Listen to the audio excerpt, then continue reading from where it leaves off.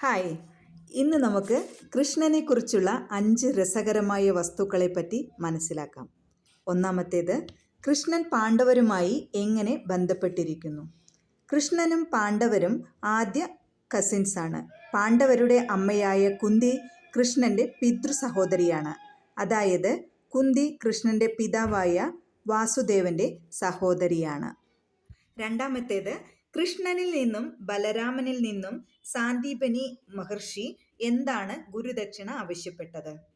ഉപ്പു സമുദ്രത്തിൽ മുങ്ങിമരിച്ച എൻ്റെ മകനെ എനിക്ക് തിരികെ നൽകണമെന്ന് ഞാൻ ആഗ്രഹിക്കുന്നു. പ്രഭാസ തീർത്ഥാടനത്തിനിടെ ഒരു തിമിംഗലം കൊന്ന ഒരു മകൻ മാത്രമേ എനിക്കുണ്ടായിരുന്നുള്ളൂ. ദയവായി അവനെ എൻ്റെ അടുക്കൽ തിരികെ ഒരു തിമിംഗലം കൊന്ന ഒരു മകൻ മാത്രമേ എനിക്കുണ്ടായിരുന്നുള്ളൂ. ദയവായി അവനെ എൻ്റെ അടുക്കൽ തിരികെ കൊണ്ടുവരിക. ബലരാമൻ അനുമതിയോടെ കൃഷ്ണൻ പറഞ്ഞു, അങ്ങനെയാവട്ടെ. മൂന്നാമത്തേത്, ഭഗവാൻ ശ്രീകൃഷ്ണനെ അമ്പ് ചെയ്തത് ആരാണ്? ഭഗവാൻ കൃഷ്ണനെ അമ്പെയ്തത് ജരൻ എന്ന വേടനാണ്. കൃഷ്ണൻ ഒരു മരച്ചുവട്ടിൽ വിശ്രമിക്കുമ്പോൾ കാൽപാദം ഒരു മാനിൻ്റെ ചെവിയാണെന്ന് തെറ്റിദ്ധരിച്ചാണ് ജരൻ അമ്പെയ്തത്. കൃഷ്ണൻ്റെ കാൽപാദത്തിൽ ആ അമ്പ് തറച്ചു.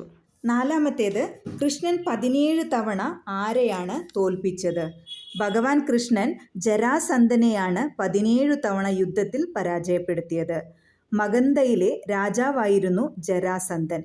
മധുരയെ ആക്രമിക്കുകയും കൃഷ്ണനോടും ബലരാമനോടും പലതവണ യുദ്ധം ചെയ്തു.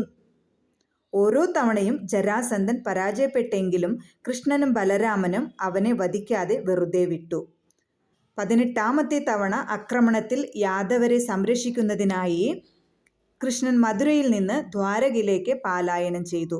അതുമൂലം കൃഷ്ണൻ യുദ്ധക്കളം ഉപേക്ഷിച്ചവൻ എന്ന പേര് അറിയപ്പെട്ടു. 5ാമത്തേത്, അർജുനനെ കൂടാതെ മറ്റ് ആർക്കൊക്കെ ഭഗവാന്റെ വിശ്വരൂപ ദർശനം കിട്ടിയത്? അർജുനനെ കൂടാതെ ദ്രോണർ, ഭീഷ്മർ, വിതുരൻ, മറ്റ് രാജാക്കന്മാർക്ക് കൃഷ്ണൻ്റെ വിശ്വരൂപം കാണാൻ കഴിഞ്ഞു. സഞ്ജയ്ക്ക് 2 തവണ കാണാൻ കഴിഞ്ഞു. Thank you so much.